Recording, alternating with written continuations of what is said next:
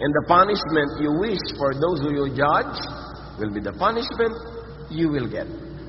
Because you are always guilty of sin anyway. Maybe another form, another color, another shape, but sin nonetheless. You get stuck in your own judgments. Ang paghuhusga natin ay parang tubig na iniipon natin sa isang swimming pool. Doon din tayo lalangoy. Kung saan natin gustong itulak at ihulog ang gusto nating husgahan, in that same pool, in that same water, we will have to swim. Your judgment shape, color, and flavor your life. Maraming mga tao hindi aware. Kaya mahirap ang buhay nila. Kaya marami silang sakit. Kaya marami silang mga kabiguan. Kaya ang dami nilang stress because of their own judgmentalism. Positively or negatively, your faith, your thought, and your words connect to power. We were created in God's image. There is that spark of the divine in us. So let us make men in our image, in our likeness. So meron sa atin na bahagi ang Diyos, na kamangha-mangha, mahiwaga. At ang ating pananalig, iniisip at mga salita, kumokonekta sa kapangyarihan ng may likha.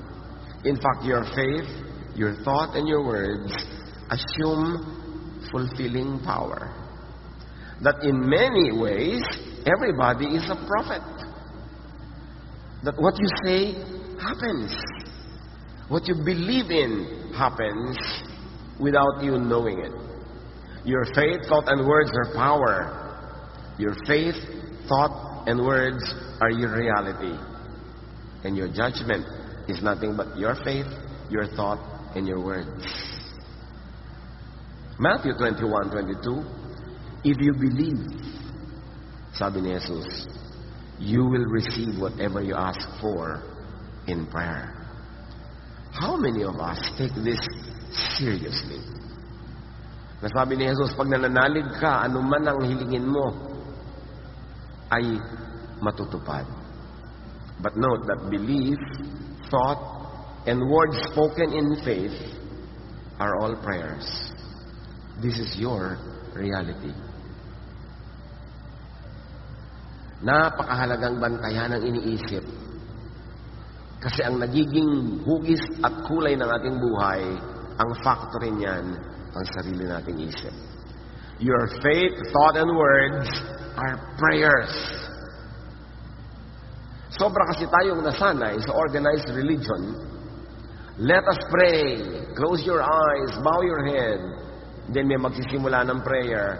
At may magsabing, this we pray in Jesus' name. Amen ang lahat. Tapos na ang prayer. Yun yung formal group prayer.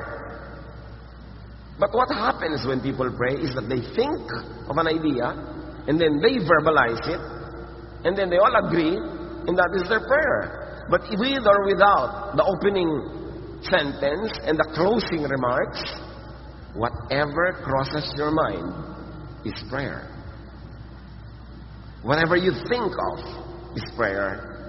Hindi pinipili ng langit kung yung mga lumalabas sa iyong bibig at pumapasok sa iyong utak ay ika-classify as just a thought balloon, as a statement, as joke, as prayer. Basta tumawid sa iyong utak, in your mind is your door to eternity. It is our connection to timelessness and spacelessness. So in your mind, you're always praying. Kaya mga tao na po, ayan, magkakasakit na ako. Kakasakit nga. Magsisimula na ang ganito, magkaka-pollen season na, magka-allergy na ako. Nakakondisyon na siya. Sinabi na niya, nagiging prayer yon. Yun ang dapat nating gisingin ng ating utak. What is in your mind is prayer. Hindi kailangang i-label in Jesus' name. That your faith, your thought, and words have the same effect as prayers. So belief, thought, even unspoken, is prayer already. In fact, Jesus teaches that prayer should not be full of words. Should not be verbose. Sabi niya, don't think that you'll be heard for your many words. In other words, sabi niya, don't pray like the pagans do. They have many words. They pray long prayers. So ano na ang prayer kay Jesus kung hindi words? Kung hindi mahaba? Sa Kanya, yung pag-iisip mo, prayer yan. Kaya kung magpe-pray ka with words, pasalamat na. Salamat sa answered prayer. Salamat sa darating na mga blessing. Hindi mo na kailangang isa-isahin yung hihilingin mo kasi alam na yan ang Diyos. At ito ang isang napakalaking hiwaga na hindi nauunawa ng maraming mananampalataya kaya very, very ineffective ang prayer life. And because thought is prayer, and you are always thinking, kahit tayo tulog, meron tayong subconscious at meron tayong unconscious thoughts, only through that can you pray without ceasing. Kasi sabi, pray without ceasing. How can you pray without ceasing if you need words to pray? Hindi pag hindi ka nagsasalita, hindi ka makakapag-pray. Pag tulog ka, hindi ka makakapag-pray. Your thought life is your prayer life. So think about how you think. At baka diyan nabubuo ang lahat ng nagaganap sa ating buhay. If you think it and believe it, you are praying it. Merong isang babaeng gusto magbukas ng maliit na tindahan. Konting perang naipon niya, gagawin niyang puhunan. Paniwalang-paniwala siyang uunlad ito, papapaunlad niya, pagpapalain ito. Yun ang nagaganap. If you think it and believe it, you are praying it. And especially if you're doing it, you are praying it. Yung Lord, papasahin niyo po ako sa board. Tapos nag-aaral ka, nagre-relax ka, bumapasa ka, lalo kung napatama sa pinag-aralan mo pa, yung itinanong. Magpe-pray ka, Lord, gusto po namin maraming bunga sa aming mga tanim. Pero ano yung action mo? Fine-fertilize mo ba yung mga ugat ng halaman? Dinidilig mo ba yan? Inaalagaan mo? Tinatanggalan mo ng mga salot at peste? O pinapahirapan mo yung puno? Ginagawa mong duyan? Pinapakuan mo ng mga kung ano-ano mga signboard? Kasi na-expect mo mamumunga yun. Kasi your action, prayer. If you wish it, you are praying for it. And if you really believe in it, sabi ni Jesus, mangyayari. Isaiah 65:24, before they will call, I will answer. So it means before you open your mouth, actually, nakapag-pray ka na even before that, sasagutin na ng Diyos. Luke 10:17, the 72 returned to Jesus with joy and said, Lord, even the demons submit to us in your name. Why do the demons submit to the 72 disciples? Because they believe in the name of Jesus. And the belief is a prayer by itself. It is power by itself. Hindi mo kailangan laging sabihin. Ngayon, kung hindi ka naman naniniwala, pray ka ng pray, sa palagay mo may mangyayari? Yung nasa isip mo at nasa puso ang nadidinig ng langit, hindi sinasabi ng nguso. Kaya napaka-importante, iisa ang iyong damdamin at iisa ang sinasabi mo sa prayer. Kaya kung minsan, mahirap din sa public prayer, yung nililid ng leader, hindi naman yun ang gusto mong ipanalangin, so paano yan? Hati ka. Paano magiging isa? But when 2 or 3 are gathered in His name, He is there. Mahalaga yung agreement. And even in your own person, dapat hindi ka hati. Kasi minsan 2 ka, 3 tao sa loob ng iyong sariling pagkatao, sabi niya, don't ever expect that a double-minded person will receive anything from the Lord. Ngayon, tungkol tayo sa judgment. A judgment is a thought. And if you judge it, therefore you think it, therefore you pray it, and Jesus says you attract it. Because with the same judgment you pronounce, you will be judged. So the judgment you give to others is the same judgment that you are attracting to go back to yourself. Mamatay na sana siya. Yung ganun mga prayer, malugi sana siya. Masama siyang tao. Ganyan. So, bumabalik sa'yo lahat yung mga judgment na yun.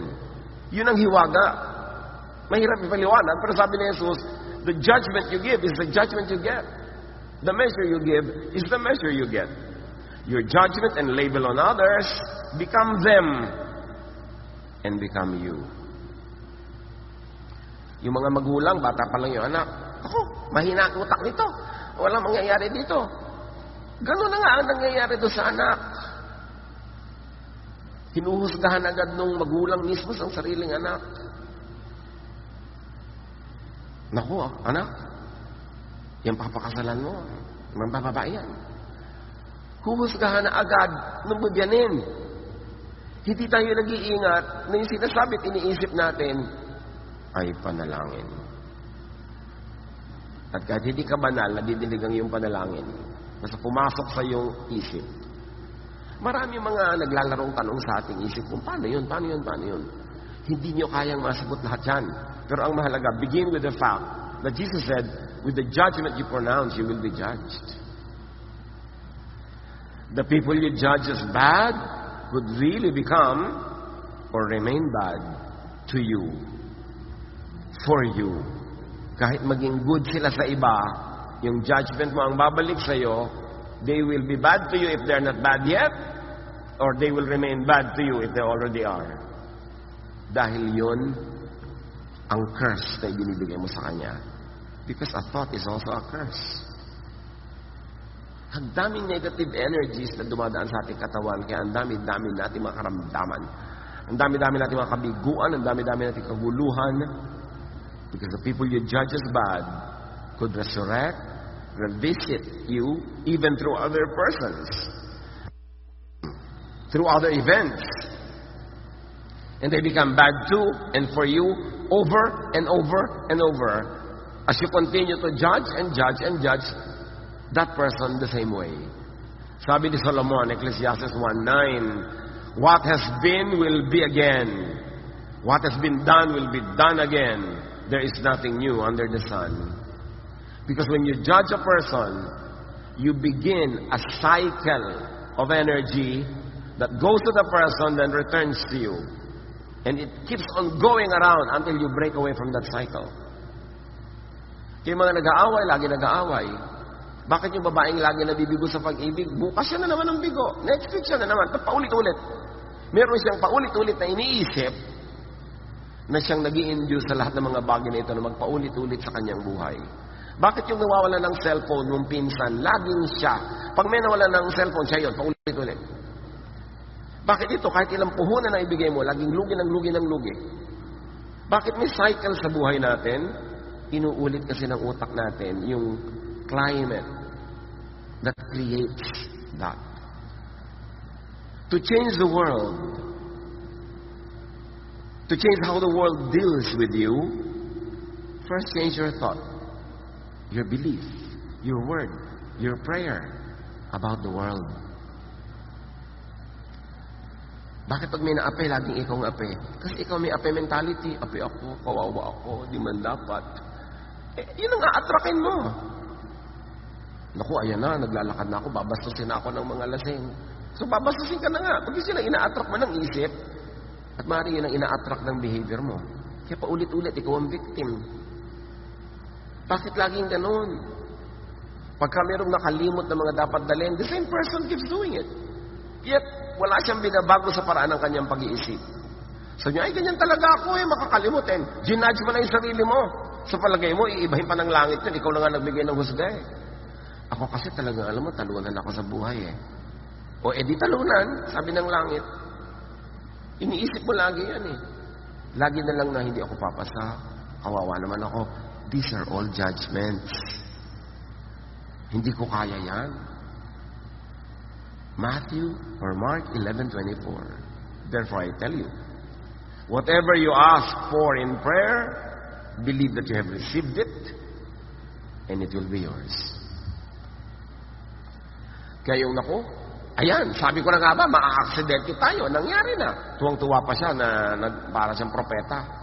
Kasi yung mga, ayan, sabi ko na nga ba, babagsak to eh. Sabi ko na nga ba, mangyayari yan. Eh, yun naman pala sinasabi mo eh. Alam mo, kahit hindi ka banal, may kapangyarihan ang iniisip mo. Isang bagay na hindi natin lubos, nanuunawa. Halimbawa, si Jacob, a major biblical person.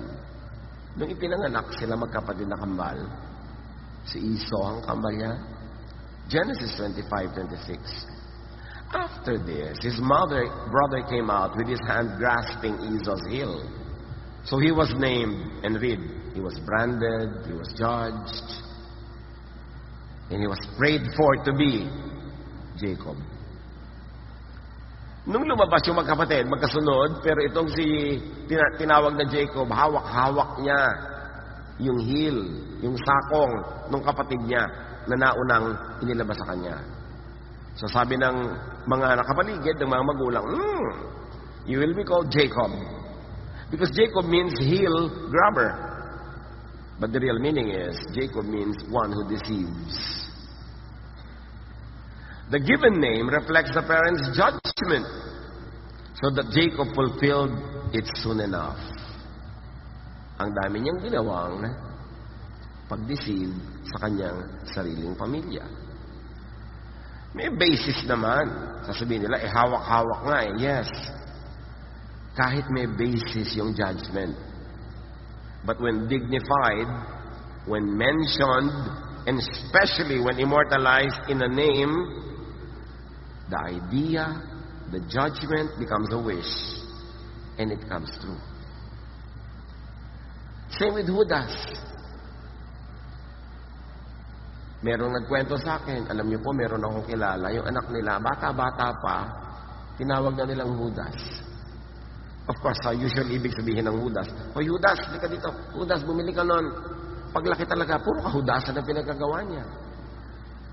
Sa mga pamilya, bata pa lang, sasabihin na iba, alam mo yan ang black sheep namin. Tinatawag ka na agad black sheep, labeled ka na, so 99.99% of the time, the person lives up to the label. Because yun ang judgment. Pero sino ang nagdudusa sa pagbibigay ng label? E di yung mga kapwa, yung kasama sa pamilya. Nagdudusa sila dahil may kasama silang Judas, may kasama silang black sheep. Meron naman kabaligtaran. Naku, pinangarap tong batang to, itong swerte sa buhay namin. At makita nyo, napakarami talaga nangyayaring napapatunayan na siya nga ay related to or associated with a lot of good things happening. Itong Jacob na to, pinangalanan na ng Jacob, pinalitan pa uli. Genesis 32:28. Then the man said, your name will no longer be Jacob, but Israel, because you have struggled with God and with men, and have overcome. At ganun nga ang nangyari, because Israel means he struggles with God, or God struggles with him. Soon, the nation named Israel was always struggling with God, or God struggling with this nation. Eh, tinawag ng ganun. Change in the man happened as his name was changed. Kaya may mga iba gustong palitan ng pangalan ng Pilipinas eh. Minsan meron din naman katuwiran.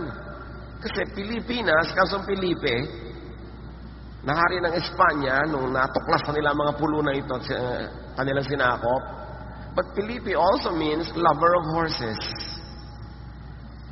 So yung mga Pilipino are lovers of horses. O kaya, ang nagiging ibig sabihin, lovers named after the man who is a lover of horses. Whatever it means, that's why some people like to change the name. And I'm not here to vote yes or no. But the point is, yung pangalan talaga, kaya mga ibang bansa, nagpapalit ang mga pangalan nila pag naiba na yung kanilang filosofiya, yung iba politics nila, yung kanilang mga paniniwala bilang isang bansa. Kasi yung pangalan talaga. May mga nanay naman na kung ano pumapasok sa utak nila, isinilang ang bata, papangalan si Hipoteka. Ha? Paano i-spellin ng si Hipoteka? Meron namang heterobasidyo. Ha? Anong klase mga pangalan ito? So yung mga iba, nagpapalit pa ng pangalan nila legally pag matanda na sila kasi nahihirapan sila doon sa pangalan nila. May mga tinatawag, princess. Alam nyo, hindi ko mo itinawag, gagaganap ha? Kasi kung talagang hindi ka tanggap-tanggap sa kalikasan, i-correct nila yun. Kaya princess, labas na anak. Nag-aabang ka talaga ng princess ang lalabas. Minsan nasa siya ka sa lumabas. So i-correct ng nature, hoy, hoy, hoy, hoy. Mali ang pagtawag mo. May mga tinatawag na Venus, Adonis. Ang taas tuloy na expectation mo. Diba?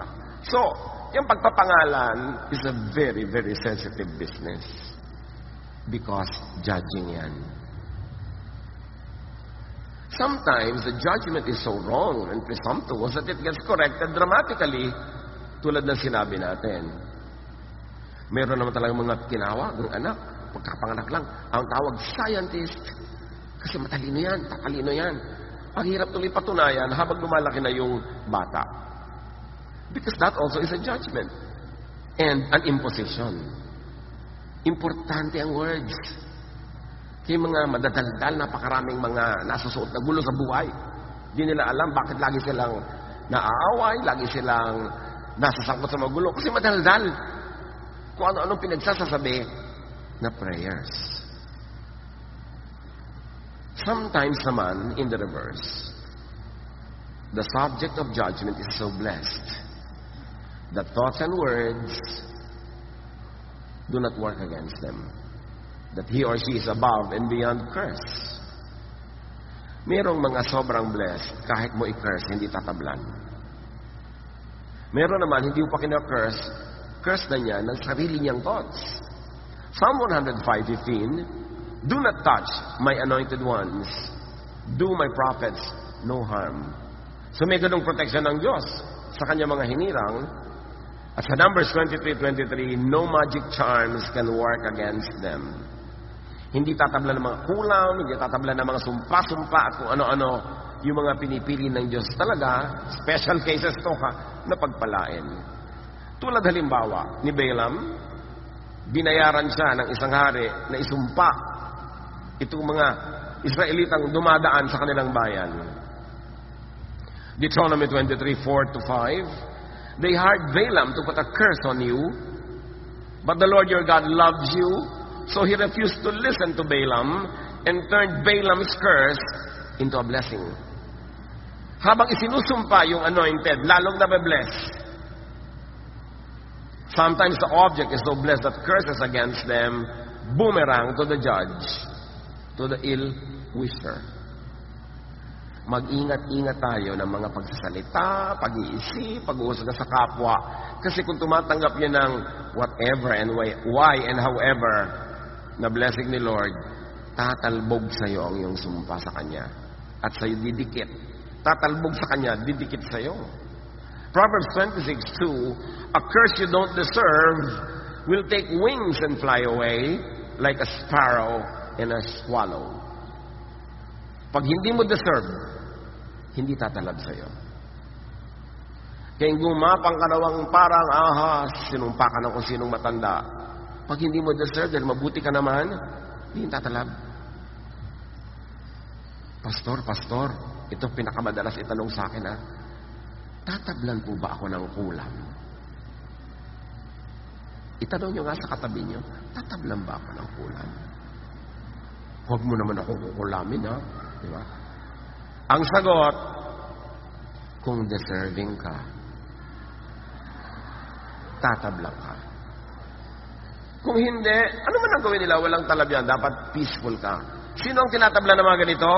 Yung mga dalahira, yung mga chismosa, yung mga magugulo, mga palapintas, mga mahilig mang-away, mang-agaw ng hindi kanila. Kasi may kakapitan ang evil spirits. Pag ibinato sa kanila, may kakapitan, hindi dudulas, hindi mahuhulog.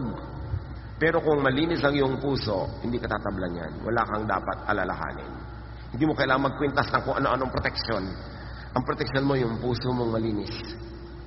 Yung makadyos mong ugali, ang iyong kabutihang asal. Yan ang proteksyon mo. Pero, yung mga gumagawa ng gulo, Psalm 7:16, the trouble they cause recoils on them.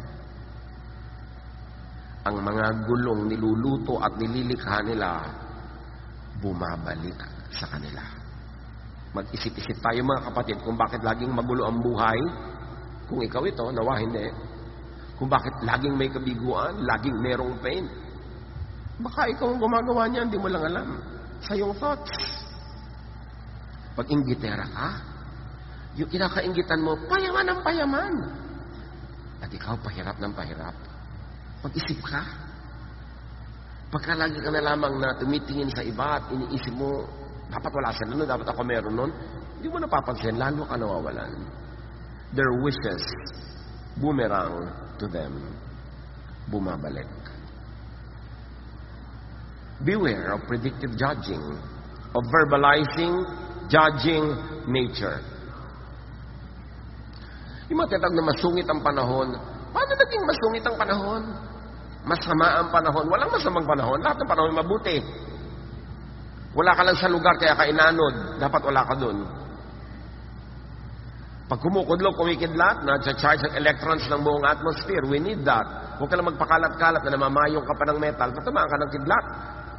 Hindi masama yung kidlat. Masama ang pwesto mo. Yung sumunod, naku, masama ang panahon. Delikado ang panahon. Sabi nga ni Jesus, if you have faith, tell this mountain to lift itself, and it will. Sumusunod ang panahon sa salita mo, sinabi mo ng masama, sabi ng panahon, masama pala ka. Hindi masama sa'yo. Pero sa iba, mabuti. Gusto mo magpakasal, panahon ng bagyo. So, naku, masama ang panahon. Masama pala ka, sabi ng panahon.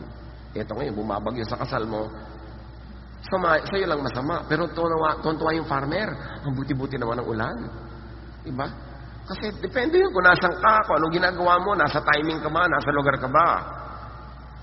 Beware about judging things. Malas naman ang bahay na ito. Yung ganon. Ayaw ko tumira dito, malas. Kaya nagkakanda malas ka. Yan na judge mo Malas pala ka. Sabi ng bahay. Naku, yung bahay na yan, haunted yan. May mga multo dyan. Sabi mo, paano kung may basis? Di nga, kanina pa natin pinag-uusapan, may basis. Kahit may basis, huwag mong isipin. Huwag mong banggitin. Kasi lalo mong i-reinforce. Yung ba kung minsan, parang nakakatakot na ang nangyayari, may magsasabi pang, nararamdaman, di ba nararamdaman ko? Natatakot din ba kayo? Kaya lalong nagiging nakakatakot because you honor it with your words. Pag may bad behavior ang isang tao, hindi na napansin ng iba, napansin niyo yung kilos niya. In-honor mo with your words, kaya lalala yun. Kaya, sabi ganoon, ang tunay na makadiyos sa tao, maraming pinapalampas, maraming hindi na tinitingnan, maraming hindi na inuungkat, hindi sinasabi. Because when you verbalize it, you honor it. You give it a name. You give it space in your life.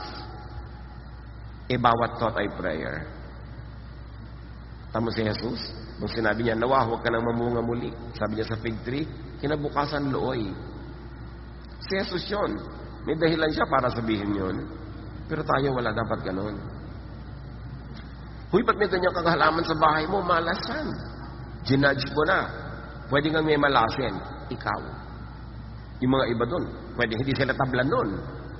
Pero ikaw ang may sabi, sa puso mo may space, sa'yo maglalanding. Tulad nung pinapakain si Pedro ng mga unclean foods by the tradition of Israel, unclean. Acts 10:15, sabi ng Diyos, do not call anything impure that God has made clean. Marami tayong ganyan ginajudge.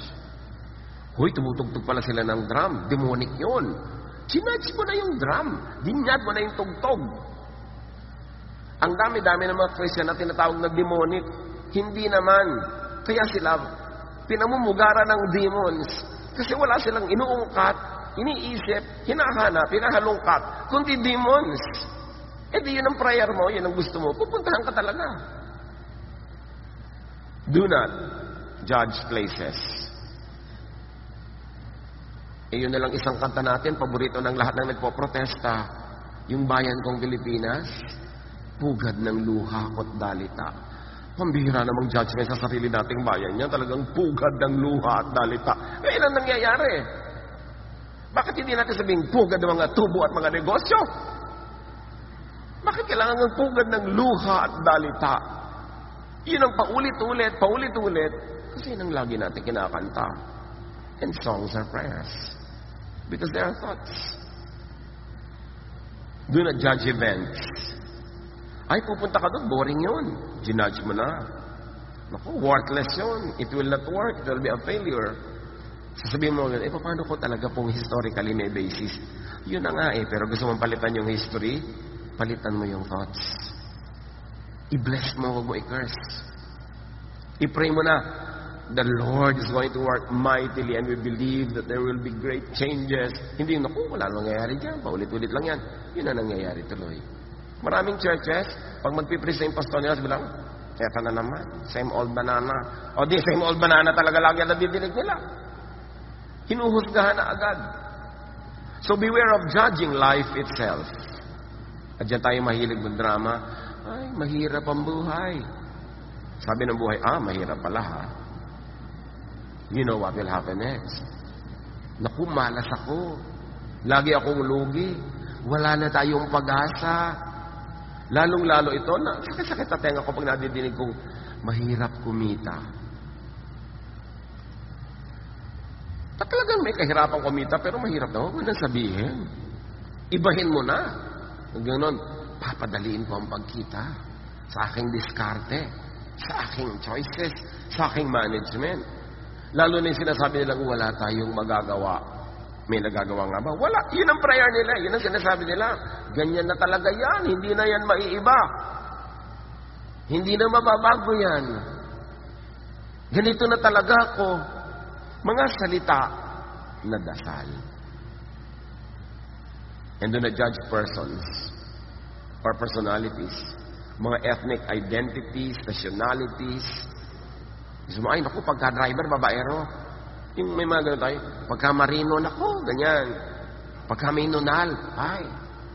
Di ba? Depende pa kung nasan yung nunal sa likod, nunal sa paa, nunal sa pisngi. Natuhusgahan mo na yung tao. Anak, kung pakasalan yan, may nunal sa pisngi.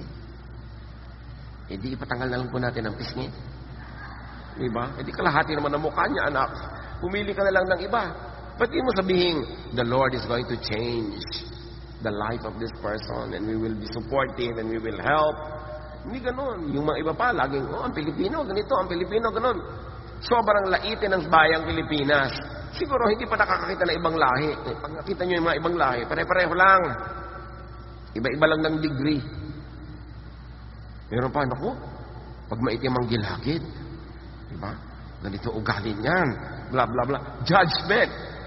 At natutupad. At kadalasan ang pagkakatupad doon sa iyo, alam mo, pag maitim ang gilagid, ganito ugali. Kadalasan ikaw lang yung tatanggap na gano'ng ugali, yung iba naman hindi. Sabi nga ng iba, paano kung totoo naman talaga at obvious at observable? Paano kung proven track record? Kaya ako nga nasasabi to dahil marami ko nang na-observe. Still, do not dignify, do not verbalize, do not predict the negative. Whenever you think it, whenever you say it, you empower it. The power of the spoken word. God said, let there be light, nagka-light. Sabi ni Jesus, bumangon ka dyan, bumangon. And there is this divine in us, kahit hindi tayo deserving. There is this still unknown and misunderstood power that resides in our humanity because we were created in God's image. So ingatan. We are custodians of power, the power of thought and the power of words. Reverse. Change the negative into positive with your thought, which is really your faith. And with your word, which is really your prayer. More than anything, sabi sa Proverbs 4:23, more than anything, you guard, protect your mind, for life flows from it. Ulitin, basahin nyo. More than anything you guard, higit sa anumang binabantayan mo, bantayan mong isip mo. Kasi ang buhay, dyan nagmumula. Dyan dumadaloy. Dyan dumadaloy mula sa isip mo, ang kasaganaan o kasalatan, ang kapayapaan o gulo, ang katahimikan o away, ang buhay mo, ang korte, lasa, flavor, kulay ng buhay mo, galing sa iyong utak. Hindi ka biktima ng iba. Kung victim ka man, victim ka ng sarili mong pag-isip. Life flows from your mind. Because your mind is the home of thought. And thought is what connects us to the power of the divine. Mark 11:24, therefore I tell you, whatever you ask for in prayer, believe that you received it, and it will be yours. So mag-ingat-ingat kayo sa mga pinagdarasal nyo. Kasi ibibigay. Alam ba natin kung ano magiging bunga ng mga pag natupad ng dasal? Payamanin niyo po ako. Alam mo ba talaga kung saan ka dadalhin ng yaman kung yayaman ka nga? Mag-ingat-ingat. Mark 11:23, truly I tell you, if anyone says to this mountain, sabi ni Jesus, go, throw yourself into the sea, and does not doubt in their heart, but believes what they say will happen, it will be done for them. Nakakita na kayo ng mga taong visionary, yung ang vision nila kakaiba, hindi karaniwan, hindi ka panipaniwala, pero paniwala sila sa vision nila, samahan mo man sila at hindi, tulungan mo o maging sagabal ka, gagawin nila, nangyayari. Nababago ang mundo, maraming dakilang bagay ang nalilikha ng taong naniniwala sa sarili niyang vision. Because when you believe it, you make the material world bend to make it happen. Yun ang power ng thought. And words are prayers. And because they are prayers, they have consequences. Positive or negative. Matthew 12:36. But I tell you that everyone will have to give account on the day of judgment for every empty word they have spoken. Empty meaning careless, mindless. Why? Because such words could cause calamity. Sabi ganoon, sa bawat gulo, hirap, dusa na nilikha ng iyong salita, mananagot ka. Everyone will have to give an account on the day of judgment for every empty word they have spoken. Thought and spoken words have consequences. Our judgment returns to us. What we think, what we say, become us. Become our lives. Kayo mga naniniwalang gagaling sila sa isang matinding sakit, gumagaling. Yun namang iba, nasa kanila na lahat ang medical attention. Dahil hindi sila naniniwalang gagaling sila, wala talagang nangyayari. When you judge a person, when you think that a person does not deserve to succeed, when a person does not deserve to be happy, Proverbs 26:27, if a man digs a pit, he will fall into it. If a man rolls a stone, it will roll back on him. Pagka meron kang hinahandang masasamang bagay para sa iba, in your own mind and in your own judgment, deserve niya yun ang bagay sa kanya, yun ang pupunta sa'yo. Yan daw naguhukay ng mga bitag, sila ang nahuhulog doon. The judgment returns to him. The judgments he gives to others turns on him. And in turn, he is adjudged to be the victim. Pag may tao na gusto niyo siya maging biktima, sa inyong judgment siya dapat maging biktima, dapat siya magdusa, bumabalik sa inyo yon at kayo magiging biktima at kayo magdurusa. Kaya ang itinuturo lagi sa atin, bless others. Kasi yung blessing naman ang babalik sa iyo.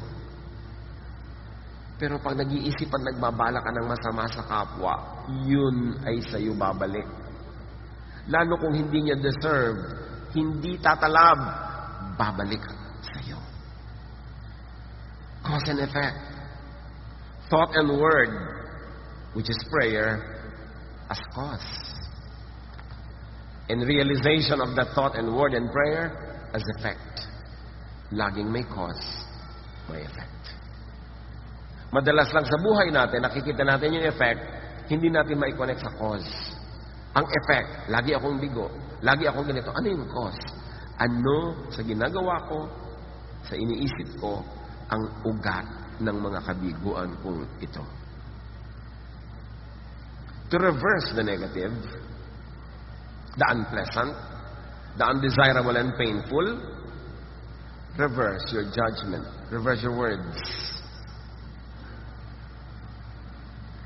Pagka hindi ka masaya sa nangyayari sa buhay mo ngayon, balikan mo ang pinagmumulan niyan and reverse your seed, your plant. Pag hindi ka masaya sa bunga. Because what you plant, is what you harvest.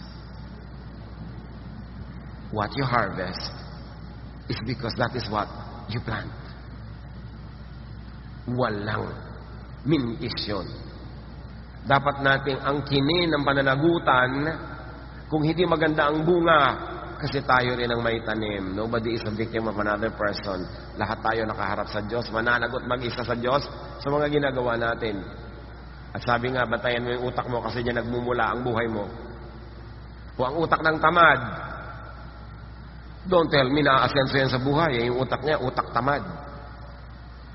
Lagi wala na naman tayong pera. Ay, kulang na naman natin budget. Ay, kulang na naman. Tingnan mo naman ang buhay mo, ang tamad-tamad mo. Paano ko po dadamihan ng pera? Diyos ko, paulan ninyo po ng pera. Hoy, baguhin mo pag-iisip mo, magsipag ka. Gusto mong mabago ang bunga, baguhin mo yung tanim. Tapos 30 taon na, 50 taon na paulit-ulit na wala kang kapera-pera, pero ang dami mong free time. So, sino nang may kasalanan yan? Ang mundo? Ang mga Hapon? Si Magellan? Kanya ka kasi mag-isip. Pag nagkapera, gusto mo bumili ng magandang ganito, magandang ganon. Hindi isipin, magtitinda nga ako ng banana Q. Sa 2,000 ko na ito, bili ba ako ng sapatos o isang kawali, isang kusinilya, isang piling na saging, ititinda ko sa kanto, yung puhunan ko kaninang 500, magiging 900 na yon. Libre pa merienda ko. Pag itinanganak ka mahirap, di mo kasalanan. Pero sa haba ng buhay na ito, namatay ka pa rin mahirap, don't tell me na wala kang pananagutan. Don't tell me na isinilang ka, sabi ng Diyos, ang assignment mo, anak, maging mahirap. Walang ganon. Yung pag-iisip natin ang dahilan kung bakit tayo ganito ngayon. Habang isinisisi natin yan sa iba, hindi natin masasolve. Because your lifestyle is a prayer. O ang daming oras, puro ka panonood ng TV, puro ka paglalaro, puro ka pagpapasyal. Yung kilos mo, galing sa utak mo, yun ang prayer mo. At sinasabi ng prayer mo, ayokong kumita today, gusto ka lang maglibang. So magtataka ka, wala kang kita. Believe in the true. Yung sinasabi lang, the good and the beautiful, na nilalait-lait ng iba. Say it, and obserbahan nyo. Yung lagi nagsasabi ng true, good, love, kindness, beautiful, look at their lives. Sila ang umaani nun. Pero yung puro judgment, puro pintas, puro galit sa kapwa, yun ang bumabalik sa kanila. Look around you. Kaya sabi sa Philippians 4:8, keep your minds on whatever is true, pure, right, holy, friendly, and proper. Don't ever stop thinking about what is truly worthwhile and worthy of praise. Why? Because that will be your prayer. If you are thinking of what is worthwhile and worthy of praise, kapuri-puri, masarap, maganda, yan ang dasal mo, yan ang mangyayari sa iyong buhay. Baligtarin mo ang lagi mong iniisip, yung mga negative, look at your life. Negative lahat. Kung hindi maganda, kung hindi ka ibig-ibig, huwag isipin. Di ba sabi? Sa lahat ng binabantayan mo, higit pa sa pagbabantay mo sa iyong credit card, sa iyong phone, sa iyong pera, ang bantayan mo yung utak mo. Kasi dyan nabubuo ang iyong buhay. Kung paano ka mabubuhay at kung paano ka mamamatay. Sabi, pag kami pumapasok ng isip, ay hindi naman worthwhile, huwag nang isipin. Nakakalungkot, huwag isipin. Nagkukwentuhan kayo, may papasok na, alam niyo ba, sabi niya, nakakagalit ba yan? Oo, huwag ko na sabihin. Huwag na natin pag-usapan yung nakakagalit. 10 minutes lang tayo magkakape, nakakagalit pa yung topic natin. Ano mangyayari sa buhay natin ito? Diba? Lalo kung wala naman tayong magagawa para baguhin yon. Yung nakakainis, mga nakakatakot. Para anong isipin mo yan? Wala ka namang magagawa. Kung may magagawa ka para baguhin, good, pag-usapan. Pero kung wala, no. People are wasting their life talking about things that do not help them, that are not helpful to them, as they think they pray. Akala, hindi po ako prayerful. Ano hindi prayerful? Lahat nga lang tao na pintasan mo. Prayer yon. Hindi po ako prayerful. Lagi lang po ako natatakot. Ayan, yung takot mo, prayer yan. Basta nasa loob ng utak mo, prayer yon. Tandaan yan. Anong pinapayagang pumapasok sa utak. At nadodoble ang bisa pag lumabas pa sa bibig. Kaya kung minsan may naiisip ka na sa loob ng utak mong hindi nakagandahan, huwag mo lang sabihin kasi nadodoble ang bisa. Think and speak positively. Or just simply do not judge. Hindi natin alam. Wala tayong alam. Buhay ng kapitbahay, buhay na gano'n, buhay na ganyan. Hoy, pambihira naman yung babae niya. Iniiwan niya pala yung asawa niya. Alam niya ba kung bakit? Hindi niyo alam, pero i-judge niyo yung babae agad. Alam niyo ba kung natutulog siya, minamartilyo pala yung utak niya? Hindi niyo alam, pero daldala kayo ng daldalan dyan. Judge kayo ng judge. May nakita kayo magkasamang masaya. Uy, public split. Affection nila. Kakahiya. Hindi mo alam na sobrang na palang crisis ang dinaanan ng taong ito. May nagmahal ngayon. Nakiliti siya ng konti. I-judge mo na. You don't know. It is safest not to judge. Because with the judgment you pronounce, you will be judged. And the measure you give is the measure you get. Bless, therefore, with your words. And you will bless your reality. Curse with your words, and you will curse yourself. Proverbs 27:19. It is your own face that you see reflected in the water, and it is your own self that you see in your heart. So kung magagalitin yung puso mo, ikaw yun. Mainggitin, ikaw yun. And it is your own face that you see in others. Kaya kung ikaw, mahilig mangupit, pagdududahan mo ang lahat na nangungupit din. Kaya sabi nila, ang magnanakaw ay galit sa kapwa magnanakaw. Kaya mo kumisan ako, banal-banal kunwari, napakalinis ang itsura, masyado conservative, tapos lahat ginajudge niya na makasalanan, makamundo. Ang totoo siya yun.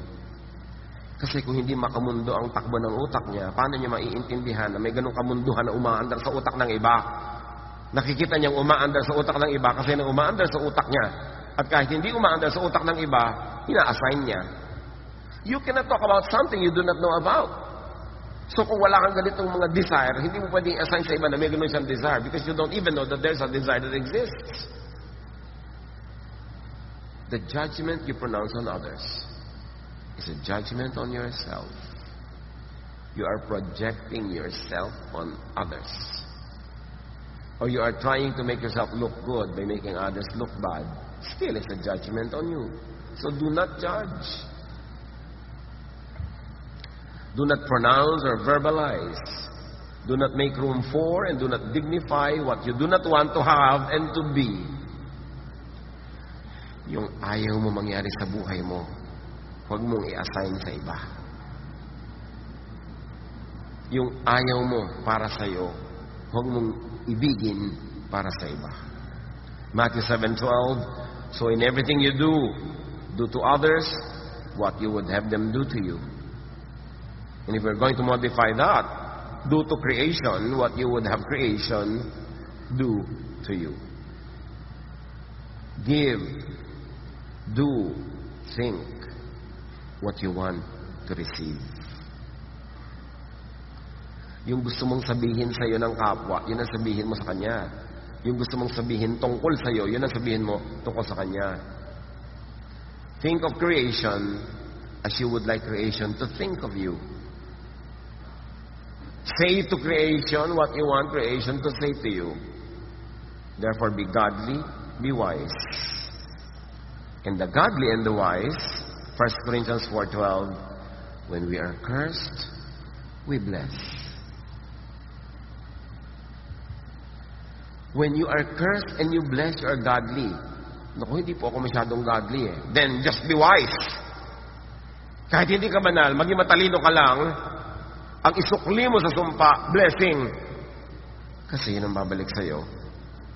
Sobra ka namang kulang sa katalinuhan kung alam mo na yung binibigay mo ang babalik sa'yo. Tapos ang binibigay mo pa rin, lason. Hindi ang nilalason mo, sarili mo. Maging matalino, maging makadiyos. 1 Peter 3:9, do not repay evil with evil or insult with insult. Because you will begin a cycle that will never end. It will be on automatic until you consciously break that cycle.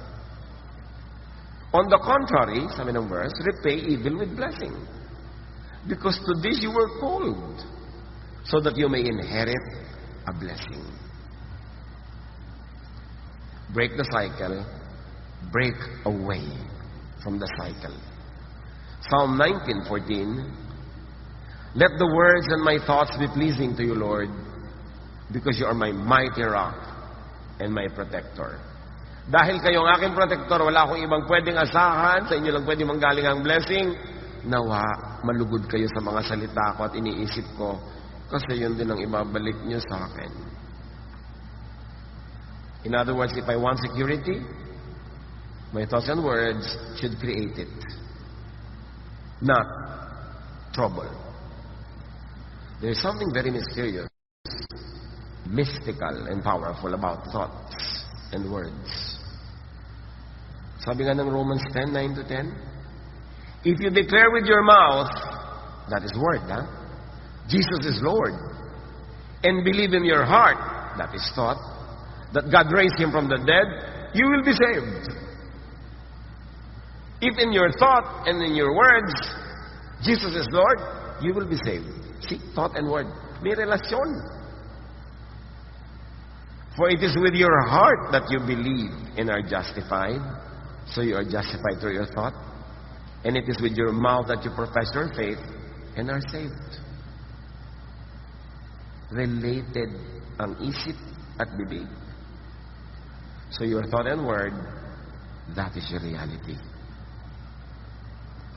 Matthew 7:1, do not judge, or you too will be judged. The correctness, historicity, the accuracy of judgment is not the point. So, paano ko po hindi tawagin magnanakaw? Yan, talaga namang napakarami na niya ninakaw. The correctness and historicity of the judgment is not the point. It is dignifying it with thought, with words and action that will empower it to repeat and repeat. All the more negative ang effect sa'yo if your judgment is even incorrect and inaccurate, but only predictive. Yung wala ka pang basis, sinasabi mo na agad, walang kwenta yan. Lalong masama ang effect nun. Kasi hindi wala kang basihan. Matthew 7:2, for in the same way you judge others, you will be judged. And with the measure you use, it will be measured to you. The way to blessing, to being blessed, is to first be a blessing to others. When you are a blessing to others, hindi mo kailangang problemahin how you will be blessed. The way to being judged and cursed, to being disadvantaged, is to first judge and curse others. The best protection for yourself from trouble is to not cause trouble to others. The best protection from curses is to not curse anyone. What you send to the heavens in thought and in word comes back to you. COD. May bayad ka pa sa delivery.